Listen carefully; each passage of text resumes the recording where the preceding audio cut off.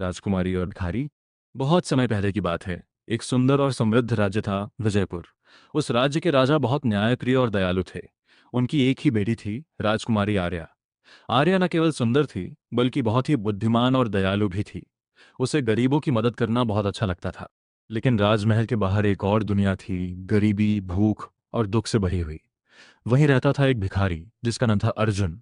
अर्जुन फटे पुराने कपड़ों में रहता था, लेकिन उसके दिल में बहुत आत्मसम्मान और सच्चाई थी। वो कभी भी किसी से जबरदस्ती भीख नहीं मांगता था। जो भी मिल जाता, उसी में संतोष कर लेता। पहली मुलाकात। एक दिन राजकुमारी आर्या भेष बदलकर शहर घूमने निकली। वह आम लोगों का जीवन समझना चाहती थी। चलते चलते वह एक मंदिर के बाहर पहुंची, जहां उसने अर्जुन को बैठे देखा। अर्जुन लोगों से कुछ नहीं मांग रहा था, बस चुपचाप बैठा हुआ था। तभी एक अमीर आदमी आया और उसने अर्जुन को आंटते हुए कहा, काम क्यों नहीं करते? भीख मांगना आसान है ना? अर्जुन ने शांति से जवाब दिया, साहब मैंने काम करने की बहुत कोशिश की, लेकिन हर जगह मुझे ठुकरा दिया गया। फिर भी मैं मेहनत से डरता नहीं, बस मौका नहीं रहा। ये सुनकर आर्या को बहुत आश्चर्य हुआ। उसने सोचा, यह भिखारी दूसरों से अलग है। राजकुमारी का निर्णय। आर्या ने अर्जुन से बात की और पूछा, अगर तुम्हें काम मिले तो क्या तुम करोगे? अर्जुन ने तुरंत कहा, हाँ, मैं कोई भी ईमानदार काम करूंगा। अगले दिन आर्या ने उसे राजमहल में काम दिलवा दिया, लेकिन अपनी असली पहचान छुपाकर। अर्जुन को बगीचे की देखभाल का काम मिला, ईमानदारी की परीक्षा। कुछ दिनों बाद अर्जुन को बगीचे में एक सोने का हार मिला। वह हार बहुत कीमती था। वो उसे आसानी से छुपा सकता था, लेकिन उसने ऐसा नहीं किया। वो सीधा महल के अधिकारी के पास गया और हार लौटाते हुए कहा, यह मुझे बगीचे में मिला, ये मेरा नहीं है। ये बात धीरे धीरे पूरे महल में फैल गई। जब ये बात राजकुमारी आर्या तक पहुंची, तो वो बहुत खुश हुई। उसे यकीन हो गया कि अर्जुन सच में बहुत ईमानदार है। राजा की योजना। राजा को भी अर्जुन के बारे में पता चला। उन्होंने उसकी परीक्षा लेने का फैसला किया। एक दिन राजा ने अर्जुन को बुलाया और कहा, अगर तुम्हें बहुत सारा धन मिल जाए तो तुम क्या करोगे? अर्जुन ने विनम्रता से जवाब दिया, महाराज, मैं पहले अपने लिए एक छोटा सा घर बनाऊंगा और बाकी धन से गरीबों की मदद करूंगा, क्योंकि मैं जानता हूं गरीब कितनी कठिन होती है। राजा उसके जवाब से बहुत प्रभावित हुए।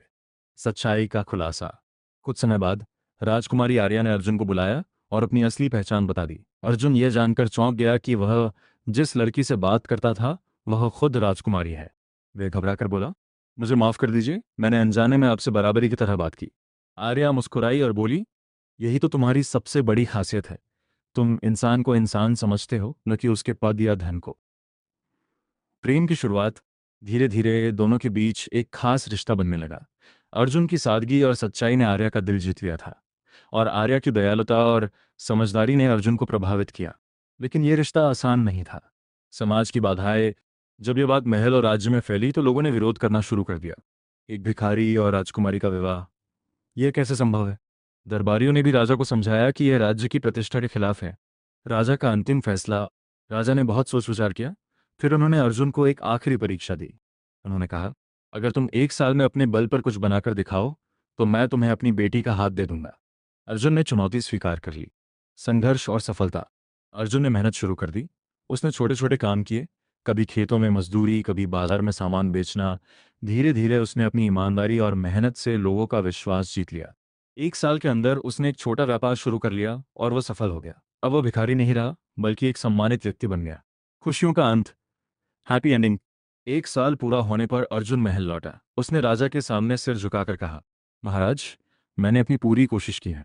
राजा ने मुस्कुराते हुए कहा, तुमने न केवल खुद को बदला, बल्कि यह साबित किया कि असली पहचान इंसान के कर्म से होती है। राजा ने पूरे राज्य के सामने अर्जुन और राजकुमारी आर्या के विवाह की घोषणा कर दी।